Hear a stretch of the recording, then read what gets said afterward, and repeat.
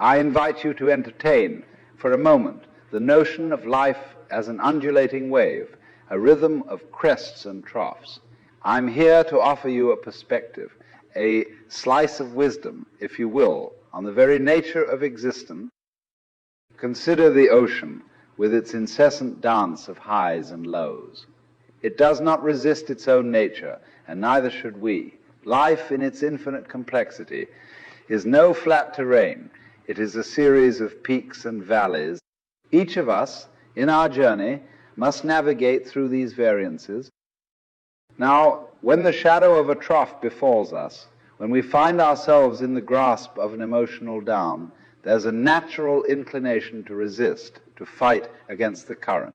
But I propose that there is profound strength in surrender, in allowing oneself to flow with the very current of life that seems to be pulling us downward. You see, surrender is not a resignation to defeat. It is an acknowledgement of the natural state of things.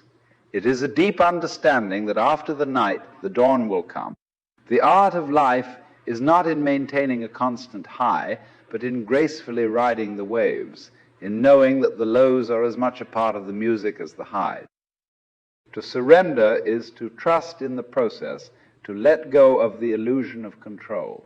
It's to recognize that just as the heart must pulse with its systole and diastole, so too must our lives pulse with joy and sorrow. By surrendering to the emotional downs, we're not giving up. We're tuning in to the fundamental frequency of the universe. In these moments of descent, when the world seems to weigh heavy on our souls, remember that this, too, is part of the Graham pattern. The valleys make the mountains more profound. It is in the depths that we gather the momentum for the rise. It is in the heart of darkness that we find the most brilliant light, the light of wisdom, of compassion, of understanding. In these times of descent, it's essential to remember that the universe itself is made up of a series of comings and goings. The seasons cycle through spring and fall. The tides ebb and flow, and even the stars are born and die in a continuous cosmic rhythm. Our emotions, too, are part of this natural ebb and flow. When we surrender to the downswings of life, we open ourselves to the lessons they carry. There is a profound teaching to be found in every moment of sadness, in every moment of loss. These experiences carve into our being the capacity for deep empathy and understanding. They broaden our emotional repertoire and enrich our capacity for human connection.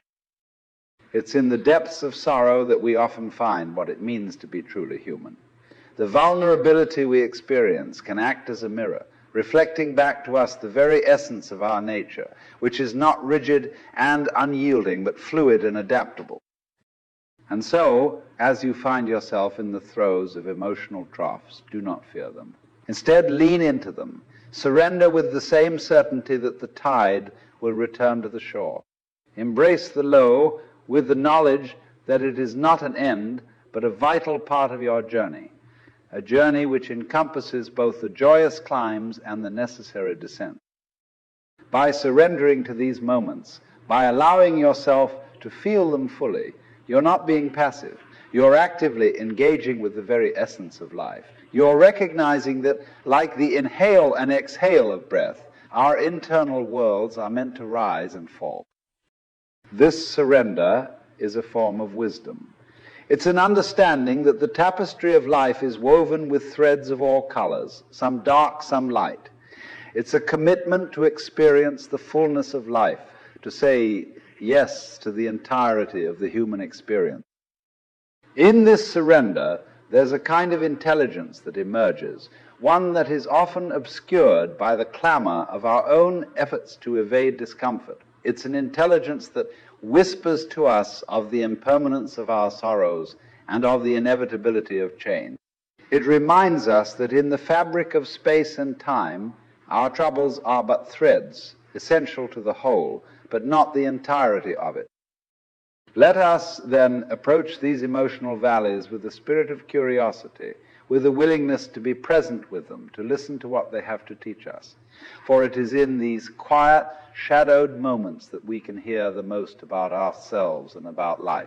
The valleys are where the rivers of our inner world run deepest. They carve out the spaces in which we can hold more joy, more love, more peace.